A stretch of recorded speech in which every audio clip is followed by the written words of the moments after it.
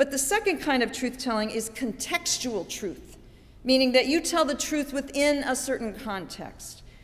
And religious fundamentalists often charge religious liberals on this account with moral relativism, meaning that the truth of any given situation is based on what else is happening, as opposed to absolute truth. Making moral decisions, then, such as whether to lie or tell the truth, is based on the circumstances surrounding that decision. Moral relativists would argue that lying is wrong only if the individual deems that the situation is wrong, but lying in itself is not. For example, let me give you an example. I'm making the case that lying is wrong and telling the truth is good, but is it always good? What if you were sheltering the Jewish family of Anne Frank and a Nazi came to your door and asked if you were harboring them? Yes or no? Tell the truth or lie? You have a choice to make. Whether your principles about absolute honesty is more important against saving another person's life. What would you do? In this case, context means everything. So those who are more absolutist might say that lying compromises the integrity of the liar, and that which comes from a lie cannot be justified under any circumstances. But liberals tend to think that the end justifies the means, and that by not telling the truth in that circumstance is the more compassionate thing to do. So to describe the third kind of truth-telling, I'm going to borrow a title of Al Gore's documentary on global warming, The Inconvenient Truth, An Inconvenient Truth. And the film refers, of course, to the fact that the world is warming up, and we're personally responsible for it, and to fix the problem is going to cause human beings an enormous amount of inconvenience. But ultimately, the consequence of no action could be planetary destruction. And so in this context, the inconvenient truth, in our context, is having something about yourself exposed by another that you would just as soon keep hidden.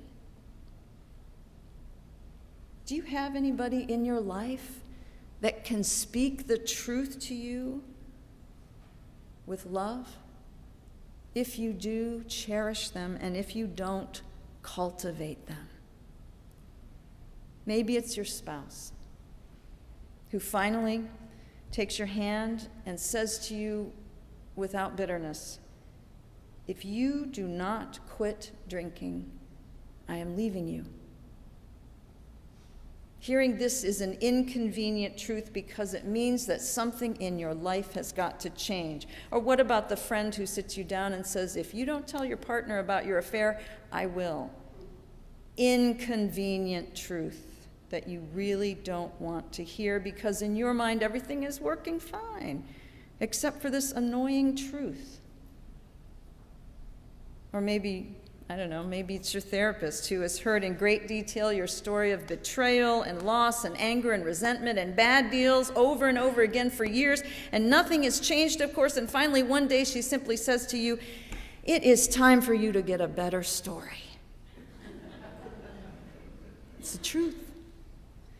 To hear the inconvenient truth about ourselves is difficult, but it does set us free if we allow it. And when others are able to speak the truth about their lives, it is liberation.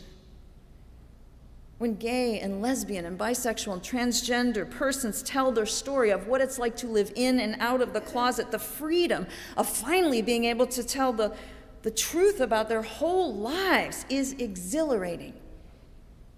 Or when I found my way to a Unitarian Universalist church and heard them say the same covenant that you just said, the same covenant that is said every Sunday in the congregation I serve, to dwell together in peace, to seek the truth in love, and to help one another.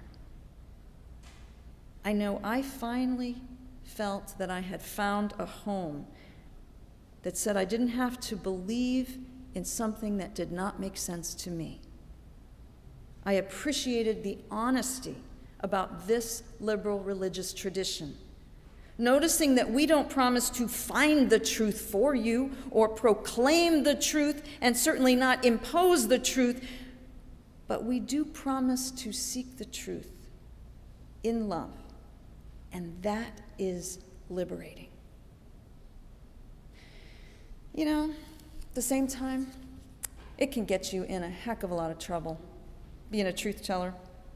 It's a role that's traditionally been taken up by the prophets, and history is replete with examples of women and men who spoke the truth as they understood it to reveal the lies that lay just underneath the surface of society, that men, for example, are smarter than women, or white people are superior to people of color, or the earth is for our disposal. To assume the role of truth teller means taking risks. So before you take on the role of the societal truth teller, you better answer Jack Nicholson in the affirmative, that you can handle the truth, that you can handle the consequences of telling the truth. And thankfully, we have examples of women and men who have done just that. People like Malcolm X. He told the truth about not only the experience of being black, but of white privilege.